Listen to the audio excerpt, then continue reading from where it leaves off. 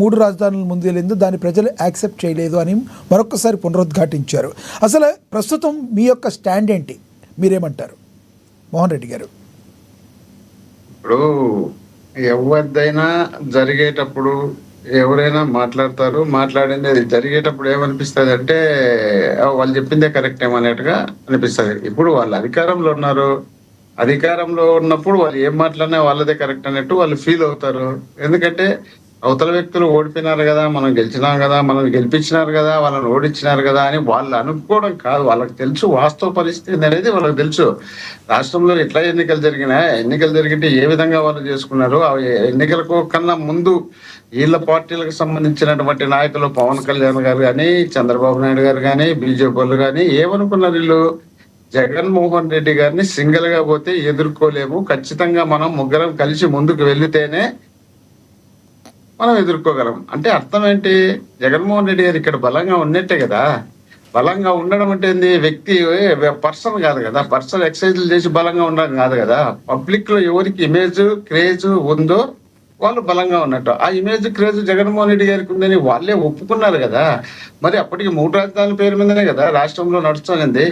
జగన్మోహన్ రెడ్డి గారు కూడా చెప్పినారు కదా, విశాఖపట్నం కేంద్రంగానే మేము రాజధాని నెక్స్ట్ అధికారంలోకి వచ్చి నడుపుతామని చెప్పినారు కదా. మరి అన్ని చెప్పినప్పుడు కూడా వీళ్ళు సింగిల్ గా వచ్చి గెలిచి ఉంటే షబాస్ వీళ్ళదే కరెక్ట్ అని మేము కూడా అనుకుందాం. ఎట్లవుతుంది వాళ్ళు చెప్పింది కరెక్ట్ అనేది? అది కాదు కదా. ఇప్పుడు ఆల్రెడీ ముందు తమిళనాడు మనకు రాజధానిగా ఉండి అక్కడ నుండి వచ్చి తీసుకొచ్చి ఆంధ్రప్రదేశ్కి వచ్చినప్పుడు ఆంధ్రప్రదేశ్ లో ఉమ్మడి ఆంధ్రప్రదేశ్ లో కర్నూలు రాజధానిగా ఇచ్చి, కర్నూలు రాజధానిగా ఉన్నప్పుడు ఇక్కడ ఉన్నటువంటి బళ్ళారి జిల్లాను కూడా కోల్పోయి అది కర్ణాటకతో ఒప్పందంతో, ఆ తర్వాత మళ్ళీ ఇక్కడ నుండి పోయి హైదరాబాద్ రాజధాని పెట్టి హైదరాబాద్ లో రాజధానిగా ఉండి ఇక్కడ నుండి ఆంధ్రప్రదేశ్ మొత్తం అంతా పెట్టుబడులన్నీ అక్కడ పెట్టి చేసి డెవలప్మెంట్ అంతా పూర్తి చేసిన తర్వాత, అక్కడ డెవలప్ అయిన తర్వాత అక్కడ ఉన్నటువంటి ఆ ప్రాంతానికి సంబంధించినటువంటి లీడర్లు వాళ్ళ నాయకత్వం కోసమో, వాళ్ళ ఇమేజ్ పెంచుకోవడం కోసమో, వాళ్ళకు ఉన్నటువంటి వనరులన్నీ స్వాధీనం చేసుకోవడం కోసమో రకరకాల కారణాలతో రాష్ట్ర విభజన జరగాలని వాళ్ళు నినాదం తీసుకొచ్చినారు. వీళ్ళ నినాదం కన్నా ముందు ఆంధ్రప్రదేశ్ లోనే ప్రత్యేకమైన కోస్తాంధ్రలో ఒక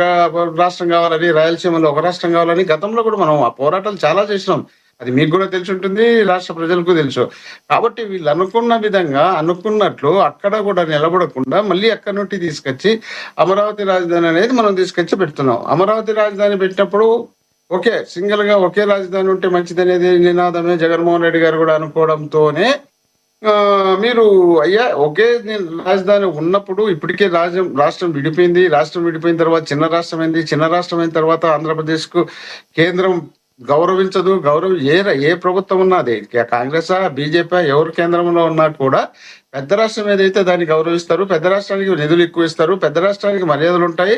కాబట్టి మనం కూడా ఇప్పటికే చిన్న రాష్ట్రంగా అయిపోయినాము. ఈ చిన్న రాష్ట్రంలో కూడా మళ్ళీ మనం ఒకే చోట కేంద్రీకృతమై డెవలప్మెంట్ చేసి పెడితే ఆ డెవలప్మెంట్ ద్వారా మళ్ళీ అక్కడ ఉన్నటువంటి నాయకులు కానీ, అక్కడ ఉన్నటువంటి ప్రజలు కానీ మాకు సపరేట్ రాష్ట్రం, మా రాష్ట్రం మాకే కావాలంటే అప్పటికి మనం దాదాపు 50 ఏళ్ళు 100 ఏళ్ళు అయింటే ఇక్కడ ఉన్నటువంటి వనరులన్నీ సమకూర్చి మళ్ళీ అక్కడ రాజధానిలో పెడితే ఆ రాజధాని డెవలప్ అయితే మళ్ళీ రాష్ట్రం అంతా వెనుకబడే ఉంటుంది కదా. మళ్ళీ రాష్ట్ర విభజన జరుగుతుంది కదా. మళ్ళీ సో అప్పటికి ఆయన యాక్సెప్ట్ చేసే టైంకి, ఎన్నికల ముందు వెళ్ళే టైంకి ఇవన్నీ జగన్మోహన్ రెడ్డి గారికి తెలవంటారు, మీరు తర్వాత తెలుసుకున్నారంటారు.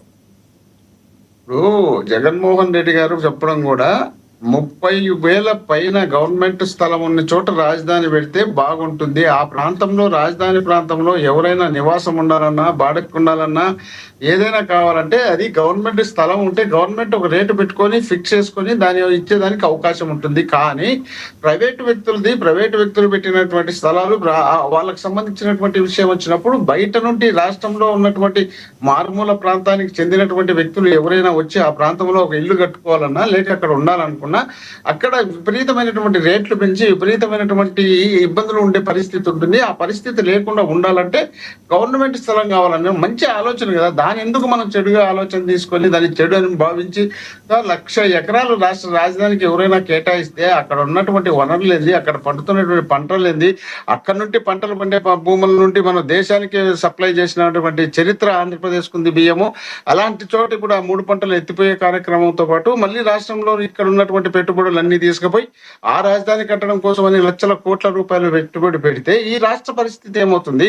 ఇప్పటికే మనం అప్పుల్లో ఉన్నటువంటి రాష్ట్రము. రాష్ట్ర విభజన జరిగినప్పుడు అప్పు ఉంది, రాష్ట్ర విభజన జరిగిన తర్వాత అప్పులు చేస్తున్నాం. ఇప్పటికి కూడా మన కేంద్రం సరిగ్గా సహకరించడంలే, మనకి ఇక్కడ నిధులు సమకూర్చుకోవడంలే. ఏదో విధంగా డెవలప్ చేసుకుంటూ మన రాష్ట్రాన్ని రాజధాని కట్టుకుంటే బాగుంటుందనే ఉద్దేశంలో జగన్మోహన్ రెడ్డి గారు చెప్తే దాన్ని అవలై చేసుకుంటూ వచ్చు, దాన్ని ఏదో ఎగతాళి చేసుకుంటూ వచ్చు.